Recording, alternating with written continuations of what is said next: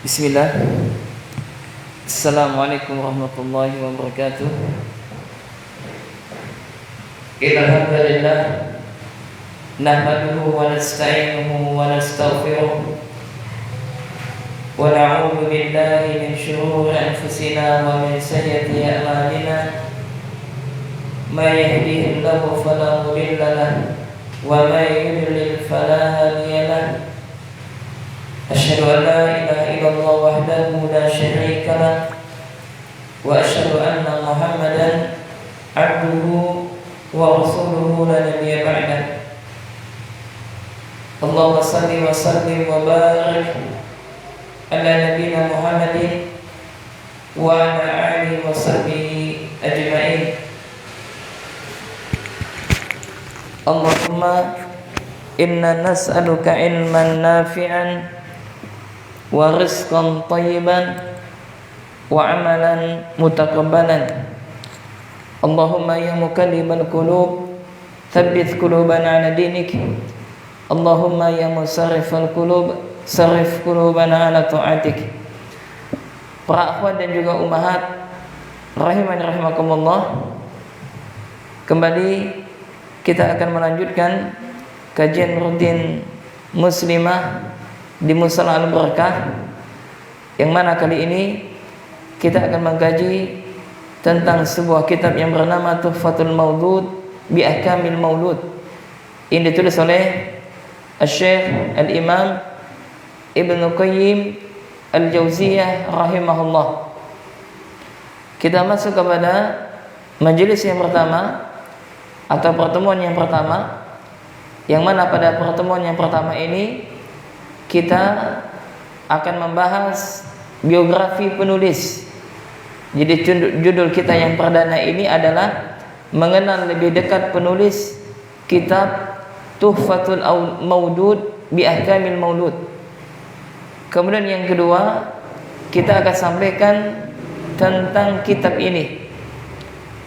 Mudah-mudahan Allah Subhanahu wa taala memberikan taufik kepada kita sehingga kita dapat melaksanakan atau menyelesaikan atau mengkaji kitab yang sangat bagus ini, yang ditulis oleh salah seorang ulama ahli sunnah. Yang pertama, sebelum kita mengenal lebih dekat tentang biografi penulis kitab ini, harus diketahui wahai para ayah maupun para bunda rahimani rahimakumullah, bahwasanya ketika Anda diberikan anak, maka sungguh ini adalah merupakan di antara nikmat yang telah Allah Subhanahu wa taala berikan kepada kita. Kenapa?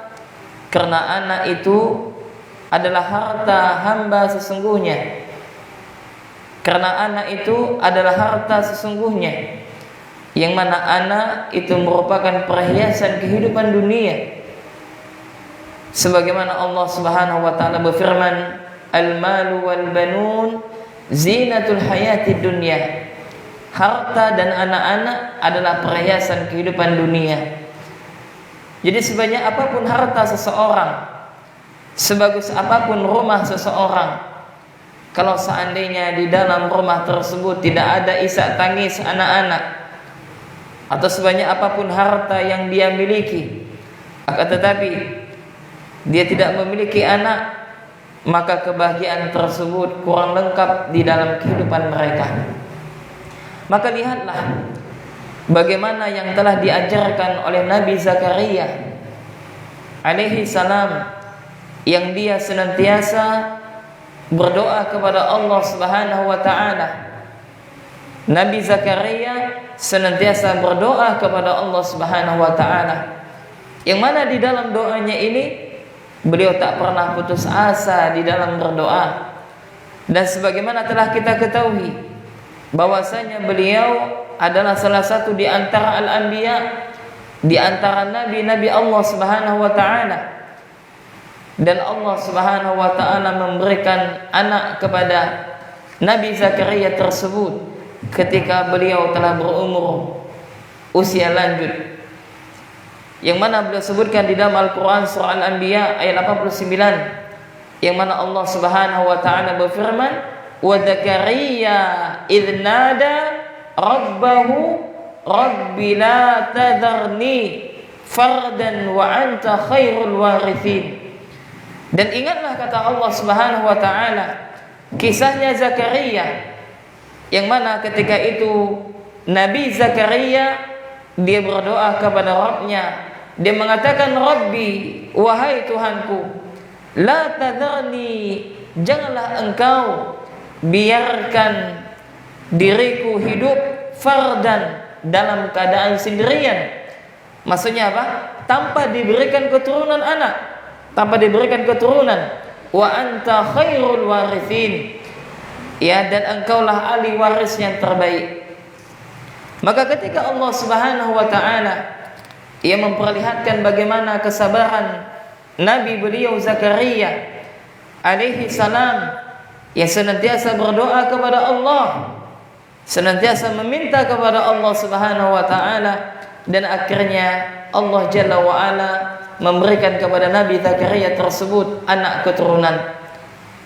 Maka para akhwat dan juga ummahat rahiman rahimakumullah, dan harus kita ingat bahwasanya adanya anak-anak di tengah-tengah kehidupan kita, adanya anak-anak di dalam rumah kita, yang terkadang mungkin anak tersebut membuat ayah atau ibunya jengkel, atau membuat ibunya tidak senang kepada anak tersebut. Kenapa? Mungkin anaknya terlalu aktif, anaknya sering membongkar pakaian, atau membuat sampah di rumah, atau sering membongkar segala sesuatu yang telah rapi. Maka ketahuilah bahwasanya apa yang Anda miliki saat ini berupa anak adalah idaman bagi mereka yang belum Allah Subhanahu wa taala kurniakan anak kepada mereka.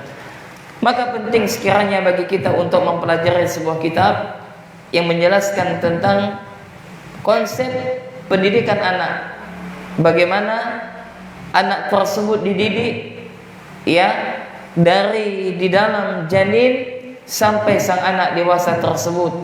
Maka tentu saja di dalam mempelajari sebuah ilmu, yang kita tentukan adalah kesabaran, dan yang kita tentukan yang kita inginkan, yang kita harapkan adalah kita dapat mengamalkan ilmu tersebut. Maka yang pertama para akhwat dan juga ummahat rahiman rahimakumullah, yang dapat kita bahas pada pertemuan perdana kita ini adalah mengenal lebih dekat penulis kitab Tuhfatul Maulud bi Ahkamil Maulud. Kitab ini ditulis oleh Asy-Syaikh Al-Imam Ibnu Qayyim Al-Jauziyah rahimahullah. Ya, penulisnya adalah apa? Al-Imam Ibnu Qayyim Al-Jauziyah. Ya, maka kita akan mengenal sejenak biografi penulis kitab ini yang bernama Al-Imam Ibnu Qayyim Al-Jauziyah. Yang pertama, kemudian yang kedua, kita akan sampaikan kelahiran, kapan beliau lahir. Kemudian yang ketiga, kita akan menceritakan sedikit tentang masa pertumbuhan beliau dan kegemaran beliau dalam menuntut ilmu. Kemudian yang keempat, kita akan sampaikan bagaimana rihlahnya, yakni perjalanan beliau dalam menuntut ilmu. Kemudian kita akan sebutkan juga siapa guru-guru beliau dan siapa murid-muridnya. Dan yang terakhir, kita akan sebutkan buah karya yang ditulis oleh Al-Imam Ibnu Qayyim Al-Jauziyah rahimahullah. Maka yang pertama para akhwat dan juga ummahat rahimani rahimakumullah, nasab dan julukan beliau. Beliau yang bernama adalah yakni Muhammad bin Abu Bakar bin Ayyub bin Sa'ad. Ya, beliau bernama Muhammad bin Abu Bakar bin Ayyub bin Sa'ad Az-Zuhri Ad-Dimashqi.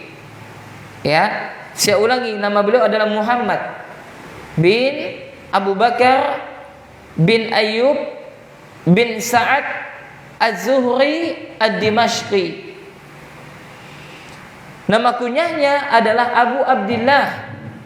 Ya, nama kunyahnya adalah Abu Abdillah. Nama aslinya adalah Muhammad bin Abu Bakar bin Ayyub bin Sa'ad Az-Zuhri Ad-Dimashqi. Beliau adalah ahlul fikih, ya seorang yang faqih, ahlul fikih dan juga ahlul fatwa, ya. Dan beliau adalah Syekhul Islam kedua. Beliau lebih dikenal dengan nama Ibnu Qayyim Al-Jauziyah. Ya, beliau lebih dikenal dengan Al-Imam Ibnu Qayyim Al-Jauziyah. Demikianlah para ulama kita. Terkadang mereka lebih dikenal dengan nama bukan nama aslinya. Ya, sebut saja siapa? Al-Imam Asy-Syafi'i. Siapa nama aslinya? Ya, Muhammad bin Ismail. Muhammad bin Idris. Ya, Imam Bukhari, siapa nama aslinya? Muhammad bin Ismail. Ya. Kemudian Al-Imam Ibnu Qayyim, nama aslinya adalah Muhammad bin Abu Bakar. Demikianlah para ulama kita, mereka lebih dikenal dengan nama yang lain daripada nama yang sebenarnya. Kemudian para akhwat dan juga para ummahat rahimani rahimakumullah. Poin yang kedua, beliau lahir pada tanggal 7 Safar. Ya, beliau lahir pada apa? Pada tanggal 7 Safar. Ya, beliau lahir pada tanggal 7 Safar pada tahun 691 Hijriah. Jadi beliau lahir pada tanggal 7 Safar pada tahun 691 Hijriah.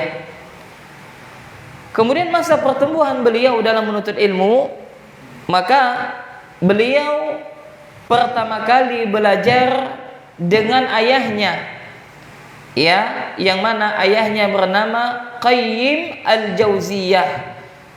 Ya, Qayyim Al-Jauziyah.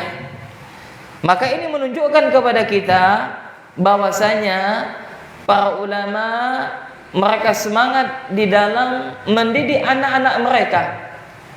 Maka kalau ada seorang yang dia lebih semangat, ia berdakwah akan tetapi tidak semangat di dalam mendidik anak-anak mereka, maka tentu saja mereka tidak mengikuti jalan salaf dalam mendidik anak-anak mereka.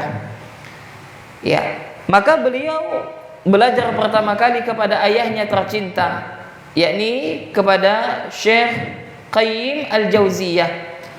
Apa yang beliau pelajari kepada ayahnya tercinta? Yang beliau pelajari adalah berbagai macam disiplin ilmu.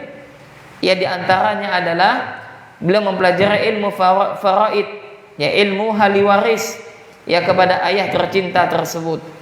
Kemudian para akhwat dan juga ummahat rahiman rahimakumullah, sejak kecil Al-Imam Ibnu Qayyim Al-Jauziyah rahimahullah terkenal sangat semangat di dalam menuntut ilmu. Ya, sejak kecil telah nampak bakatnya, sejak kecil telah nampak kesungguhannya, dan telah nampak semangat dia dalam menuntut ilmu dan meneliti berbagai pembahasan dan juga mengkaji berbagai permasalahan. Ya, kemudian beliau melakukan rihlah ilmiah, maksudnya apa? Melakukan perjalanan dalam rangka untuk menuntut ilmu. Dan ini sebagaimana dilakukan oleh para ulama, yang mana mereka melakukan rihlah, melakukan perjalanan dalam rangka untuk menuntut ilmu. Maka demikian juga yang dilakukan oleh Al-Imam Ibnu Qayyim Al-Jauziyah rahimahullah. Maka beliau melakukan rihlah, melakukan perjalanan dalam menuntut ilmu. Maka tempat yang pertama kali yang beliau kunjungi adalah di Mesir, yakni di Kairo ketika itu, yang mana beliau mengunjungi Kairo dan berdiskusi serta menuntut ilmu di sana. Kemudian beliau banyak belajar kepada guru beliau yang bernama Syekhul Islam Ibnu Taimiyah. Ya, jadi guru beliau itu diantaranya yang paling terkenal adalah ayahnya sendiri, Qayyimul Jauziyah, yakni ayahanda beliau sendiri. Dan yang kedua adalah guru beliau yang terkenal adalah Syekhul Islam Ibnu Taimiyah rahimahullah. Taimiyah bermulazamah menemani gurunya tersebut kurang lebih 16 tahun lamanya. Subhanallah. Ya, dan akhirnya beliau melakukan perjalanan dalam rangka untuk menuntut ilmu, dan beliau terus senantiasa belajar. Nah, ya, dan di antara murid-murid beliau yang pernah belajar bersama Syekh adalah di antaranya Al-Imam Ibnu Rajab Al-Hanbali. Ia pernah belajar kepada Al-Imam Ibnu Qayyim. Kemudian siapa lagi? Al-Imam Ibnu Katsir. Ya, jadi Al-Imam Ibnu Rajab Al-Hanbali ia pernah belajar bersama Al-Imam Ibnu Qayyim. Kemudian siapa lagi? Al-Imam Ibnu Katsir. Ya, yang menulis kitab apa? Tafsir Ibnu Katsir. Kemudian siapa lagi muridnya? Adz-Dzahabi. Ya, yang mana yang kita pelajari kitabnya Al-Kabair. Ya, maka Adz-Dzahabi rahimahullah adalah salah satu di antara murid daripada Al-Imam Ibnu Qayyim. Kemudian siapa lagi? Al-Imam Ibnu Abdul Hadi. Ya, dan juga beberapa murid-murid beliau yang terkenal, ya, yang banyak menulis kitab-kitab para ulama, yang banyak menulis kitab-kitab baik itu berkaitan dengan akidah, hadis maupun fikih. Kemudian para akhwat dan juga para ummahat rahimani rahimakumullah, beliau, ya, rahimahullah, beliau belajar bersama gurunya Syekhul Islam Ibnu Taimiyah, yakni selama 16 tahun. Ya, dari tahun 712 sampai wafatnya Al-Imam Ibnu Taimiyah rahimahullah. Kemudian beliau banyak yang menulis kitab-kitab. Di antara kitab beliau yang terkenal, yakni yang kita pelajari saat ini, Tuhfatul Maudud fi Ahkamil Maulud, yakni kitab yang berkaitan dengan tentang seputar pendidikan anak. Kemudian di antara kitab juga yang beliau tulis yang terkenal adalah Zadul Ma'ad. Ya, kitab yang berkaitan dengan Zadul Ma'ad, yakni berkaitan dengan hadis-hadis Nabi sallallahu alaihi wasallam. Kemudian juga di antara kitab beliau juga yang terkenal adalah yang bernama Al-Wabilus Syayyib. Ya, dan banyak di antara kitab-kitab beliau yang telah tersebar di kalangan kaum muslimin dan sering dikaji-kaji oleh kaum muslimin. Ini menunjukkan tentang bagaimana keikhlasan Syekh Al-Imam Ibnu Qayyim Al-Jauziyah rahimahullah. Kemudian beliau wafat, ya, pada malam Kamis, ya, tanggal 23 Rajab pada tahun 751. Dan beliau, ya, dikubumikan, dimakamkan di Damaskus. Ya, maka berapa usianya? Ya, beliau lahir pada tahun berapa tadi? Beliau lahir pada tahun 691. Ya, beliau lahir pada tahun 691. Ya, 691. Dan wafat pada tahun berapa beliau wafat? Ya, beliau wafat pada tahun 751. Ya, 751 dikurang berapa? 691. Berarti berapa usianya? 60 tahun. Ya, subhanallah. Usia 60 tahun akan tetapi telah banyak meninggalkan warisan berupa ilmu kepada umat Islam. Maka para akhwat rahimani rahimakumullah, maka poin yang pertama, selesai kita mengenal lebih dekat penulis kitab Tuhfatul Maudud bi Ahkamil Maulud. Jadi kesimpulannya adalah bahwasanya Al-Imam Ibnu Qayyim adalah salah seorang ulama ahli sunnah, salah seorang ulama yang cerdas, salah seorang ulama yang takut kepada Allah Subhanahu wa taala, ulama rabbaniyun, ya, ulama yang betul-betul ulama. Dan beliau adalah salah satu di antara murid Al-Imam Ibnu Taimiyah rahimahullah. Ya, dan beliau diwafatkan oleh Allah Subhanahu wa taala pada usia 60 tahun. walaupun usia beliau 60 tahun, akan tetapi beliau telah banyak menulis kitab-kitab, beliau telah banyak menuliskan ilmu beliau di dalam lembaran-lembaran kitab yang pernah beliau tulis, dan salah satu kitabnya adalah yang kita pelajari biiznillah ini. Kemudian para akhwat dan juga ummahat rahiman rahimakumullah, maka kita masuk kepada yang muqaddimah daripada kitab ini yang beliau sebutkan. Ya, beliau mengatakan, ya bismillahirrahmanirrahim wa bihi nasta'in, dengan menyebut nama Allah, ya, yang lagi Maha Pengasih lagi Maha Penyayang, wa bihi nasta'in, dan kepadanya kami memohon pertolongan. Maka di dalam muqaddimah beliau ini, maka yang pertama adalah beliau memuja-muji Allah Subhanahu wa taala. Ya, beliau mengucapkan pujian kepada Allah Subhanahu wa taala. Beliau mengucapkan sanjungan kepada Allah Subhanahu wa taala. Kemudian beliau mengingatkan di dalam muqaddimah beliau ini menjelaskan tentang penciptaan manusia, bahwasanya manusia itu penciptaannya dari saripati tanah. Kemudian saripati tanah tersebut dijadikan setetes nutfah, setetes air mani yang tersimpan di tempat yang sangat kokoh, yakni di rahim. Maka setelah itu dia Allah Subhanahu wa taala menciptakan air mani itu segumpal darah. Ya, kemudian setelah itu terjadilah segumpal daging, dan begitu seterusnya.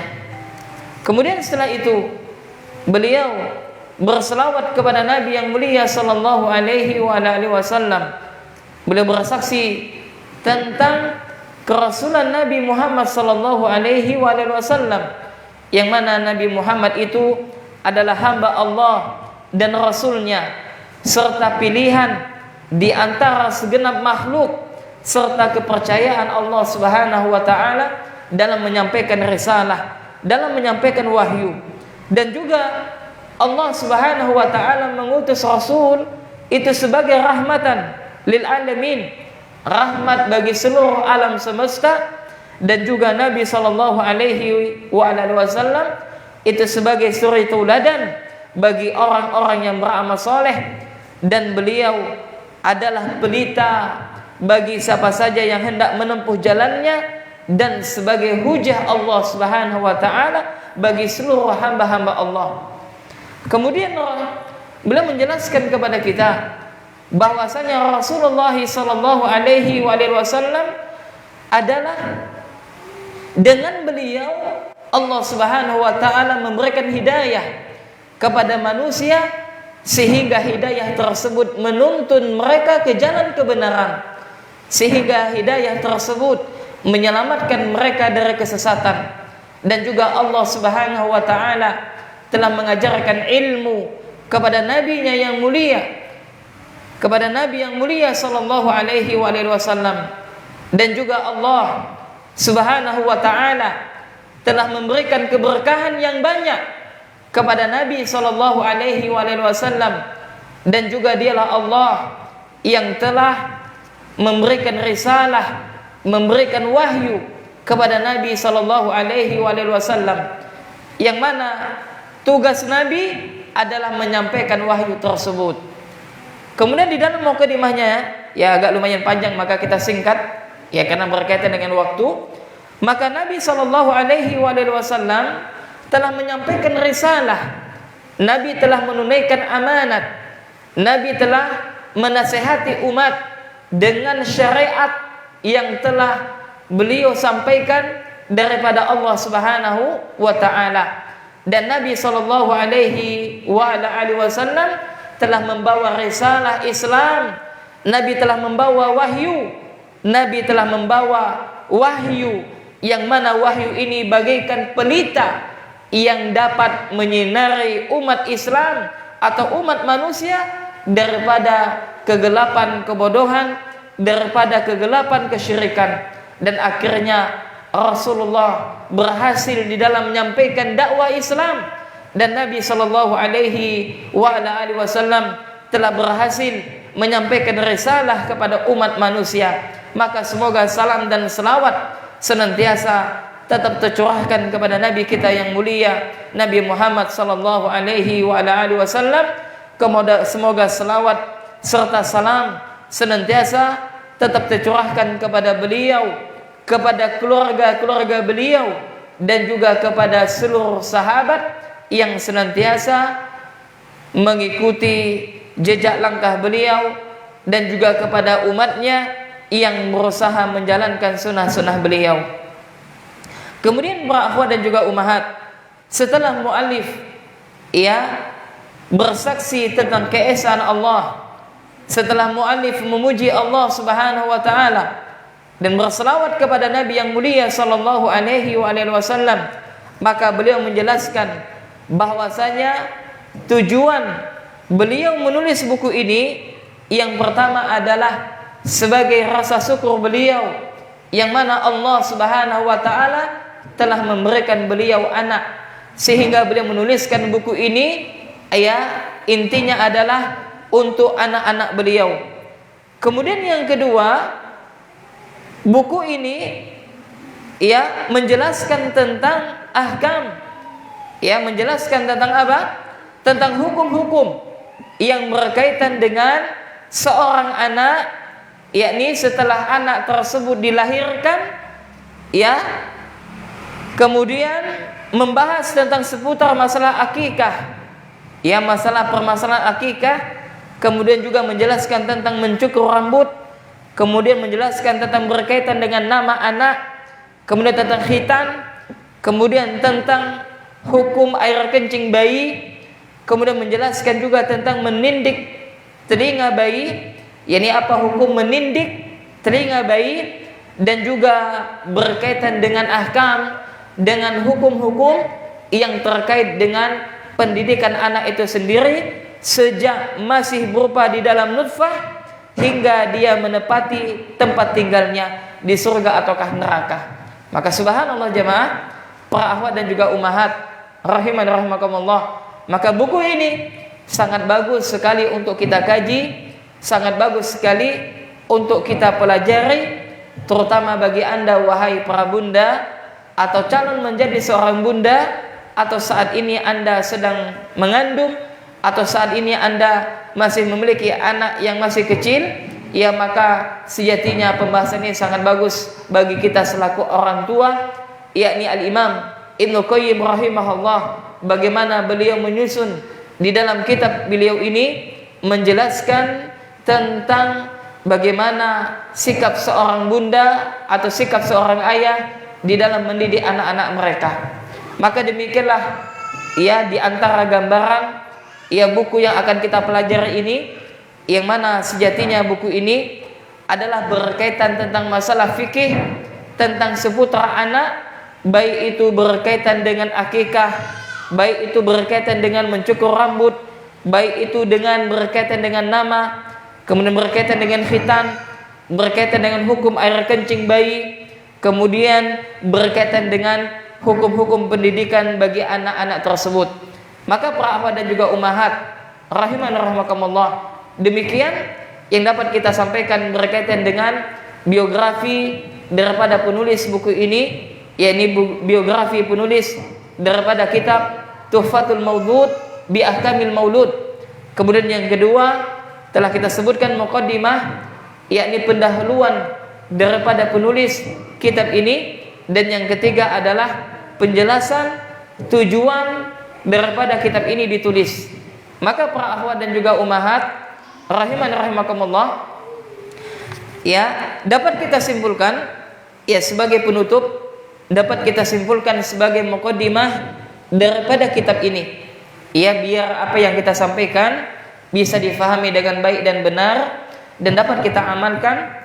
Dan dengan kita menjelaskan muqaddimah kitab ini, maka tergambarkan kepada kita bahwasanya kitab yang akan kita pelajari ini menjelaskan tentang seputar apa. Nah, seperti itu. Maka kesimpulannya yang pertama daripada muqaddimah yang disampaikan oleh Al-Imam Ibnu Qayyim rahimahullah di dalam kitabnya ini, maka yang pertama bahwasanya buku yang beliau susun ini atau buku yang beliau tulis ini, buku yang beliau tulis ini adalah menjelaskan seputar fikih anak. Buku yang beliau jelaskan ini adalah apa? Tentang seputar fikih anak. Yang berkaitan dengan anak. Kemudian yang kedua, pembahasan di dalam buku beliau ini, pembahasan di dalam buku beliau ini, Tuhfatul Maudud bi Ahkamil Maulud, adalah menjelaskan yang pertama seputar akikah. Nah, ini penting. Kemarin ketika kami sepulang ngisi kajian di masjid, salah satu masjid di Kabupaten Sambas, maka ada jamaah datang tempat parkiran nanya kami, Ustadz, bagaimana berkaitan dengan akikah? Apakah akikah itu hewan yang hendak kita akikah sebagai akikah, apakah memiliki syarat tertentu? Apakah harus sesuai dengan umur yang telah ditentukan oleh syariat ataukah tidak? Nah, maka ini perlu ilmu. Maka di dalam pembahasan kita ini insyaallah nanti akan ada dijelaskan tentang akikah. Kemudian yang kedua adalah menjelaskan tentang permasalahan mencukur rambut. Maka kita lihat sebagian di antara saudara kita, mereka mencukur rambut anak-anak mereka terkadang diiringi dengan apa? Dengan sesuatu yang tidak ada tuntunan, bahkan mengandung kesyirikan, wal iyadzubillah. Maka di dalam mencukur rambut anak pun ada tuntunan, apakah hukumnya wajib ataukah sunnah muakkadah, ataukah itu hanya sekedar anjuran saja? Maka akan dapat kita jawab, atau kita akan mengetahui jawabannya ketika kita mengkaji kitab ini. Kemudian juga berkaitan dengan nama. Nah, ini penting para ummahat, berkaitan dengan nama. Jadi ketika kita memberikan nama anak kita itu bukan sembarangan nama. Bukan hanya sekedar nama yang asing, nama yang tidak ada orang menggunakannya, bukan itu maksudnya. Atau misalkan nama ikut nama apa? Nama artis misalkan. Atau yakni nama yang ada di dalam Al-Qur'an. Nama yang ada di dalam Al-Qur'an, akhirnya apa? Dia kasih nama anaknya mujrimun. Apa itu mujrimun? Orang-orang yang berdosa. Nah, dari Al-Qur'an juga, atau dikasih nama Al-Baqarah misalkan. Enggak? Nah, maka subhanallah, dalam masalah nama pun ada fikihnya. Maka maksudnya apa? Tidak sembarangan kita memberi nama anak kita. Makanya Anda wahai para ummahat, Anda wahai para istri, Anda wahai para suami, ketika istri Anda mungkin saat ini hamil, ketika Anda wahai para bunda sedang mengandung mungkin, maka mulai sekarang Anda mencari-cari nama yang layak untuk anak Anda. Bukan hanya sekedar keren-kerenan, enggak. Karena ada orang tua apa? Kalau mau ngasih nama anaknya apa? Supaya keren. Nah, akhirnya apa? Roberto. Roberto. Biar ada ke barat-baratan Ustadz katanya. Kalau wanita apa? Kalau wanita apa biasanya? Yang keren, yang ke barat-baratan. Julia Perez. Nah, intinya apakah seperti itu? Nah, nanti akan dijelaskan oleh Syekh. Akan dijelaskan oleh Syekh.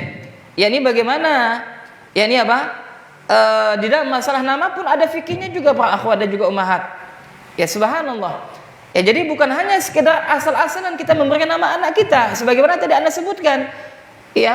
Karena apa? Anaknya biar keren, atau mengikuti nama artis, atau mengikuti yang tidak ada nama, maksudnya apa? Nama yang bukan apa bahasanya itu nama pasaran. Tidak seperti itu kita dalam memberikan nama anak kita.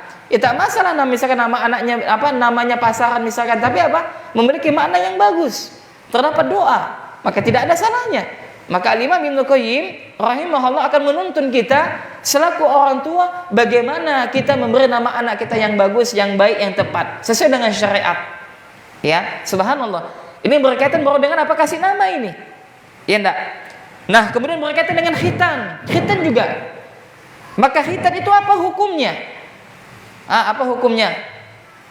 Ummahat. Laki-laki wajib bagi laki-laki. Kalau ada laki-laki tak sunat apa ini? Ya, kalau bagi laki-laki tak sunat, tak dikhitan bahaya, harus dikhitan. Tapi kalau bagi wanita bagaimana? Wajib atau tidak? Nah, ini dibahas. Jangan sampai ketika Anda sudah tua, mohon maaf, yang sewaktu kecil Anda tidak dikhitan, ketika sudah tua baru dikhitan, ini tak boleh. Ini tak boleh ini. Ya, bagi sebagian pendapat ulama mengatakan tak boleh. Kenapa? Ya, bahwasanya khitan itu bukanlah satu kewajiban bagi wanita. Nah, ini nanti akan dibahas.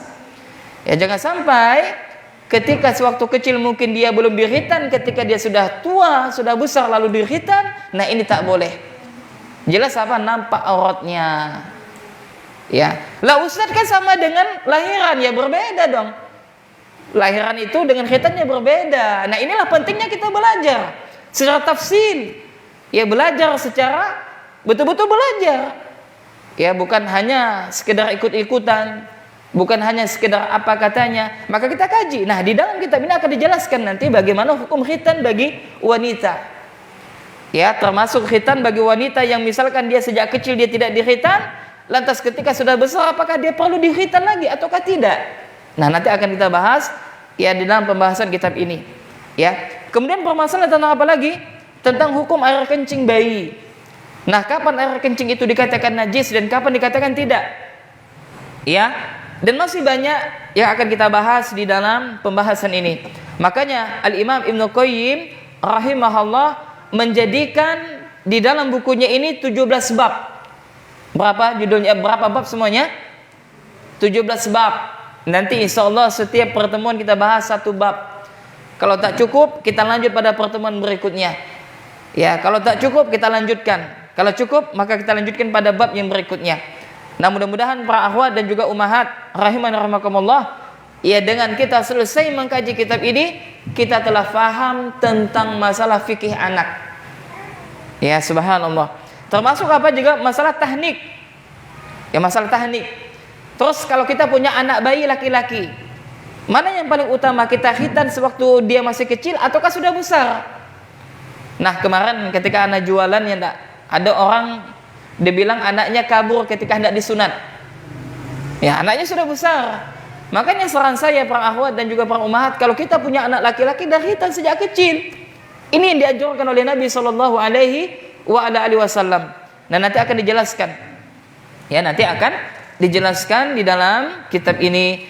Masya Allah, ini kitabnya sangat bagus sekali dan memberikan motivasi kepada kami ya untuk senantiasa kita mengkaji dan kita mengambil fawaid, yakni faedah-faedah daripada setiap bab yang telah disampaikan oleh muallif. Dan bertambah bobotnya kitab ini adalah setiap bab itu disertakan dengan dalil dari Al-Qur'an dan hadis Nabi yang sahih. Ya, kenapa? Karena kitab ini ditahqiq oleh Syekh Salim Al-Eid. Kemudian para akhwat dan juga ummahat, kitab ini telah diterjemahkan ke dalam bahasa Indonesia, ya, yakni yang mana di antara judulnya ke di dalam bahasa Indonesia itu adalah tentang untuk anakmu wahai anakku. Ya, itu diterbitkan oleh pustaka Syafi'i kalau tidak salah ya. Kemudian yang kedua adalah untuk buah hatiku. Ya, maka boleh para akhwat atau ummahat yang memiliki bukunya, ya maka silakan dibawa ataupun versi Arabnya juga ada. Nanti akan kita share ya, yang baru kita dapat adalah PDF dalam versi Arabnya. Naam, seperti itu. Maka mudah-mudahan Allah Subhanahu wa taala memberikan taufik kepada kita dan juga termasuk apa nanti mengazankan bayi, ya enggak? Nah, apa hukum mengazankan bayi? Nah, maka akan dibahas semua ini, Masya Allah nih, secara tuntas ini. Maka buku yang paling lengkap tentang seputar masalah bayi, masalah pendidikan anak, ya adalah apa yang ditulis oleh Al-Imam Ibnu Qayyim dengan judul kitab Tuhfatul Maulud bi Ahkamil Maulud. Ya, maka sangat bagus sekali buku ini. Mudah-mudahan Allah Subhanahu wa taala memberikan taufik kepada kita agar bisa kita mengambil fawaid setiap daripada lembaran-lembaran buku ini. Nah, demikian yang dapat kami sampaikan dan insyaallah ya setiap sepekan sekali kita mengganti-ganti kajian kitab ya. Jadi tidak hanya satu kitab, kita ganti-ganti ya biar kita bertambah mendapatkan fawaid yang banyak dan mudah-mudahan Allah Subhanahu wa taala senantiasa memberikan kesehatan kepada kita agar kita bisa selalu senantiasa menuntut ilmu, yakni melaksanakan kewajiban yang telah Allah Subhanahu wa taala wajibkan kepada kita. Maka demikian para akhwat dan juga ummahat, dan juga kepada para pemirsa yang mungkin sedang menyaksikan kami kajian via online di akun Facebook Mushola Al Berkah. Barakallahu fikum. Kita cukupkan sampai di sini. Subhanakallahumma wa bihamdik, asyhadu an la ilaha illa anta, astaghfiruka wa atubu ilaik. Assalamualaikum warahmatullahi wabarakatuh.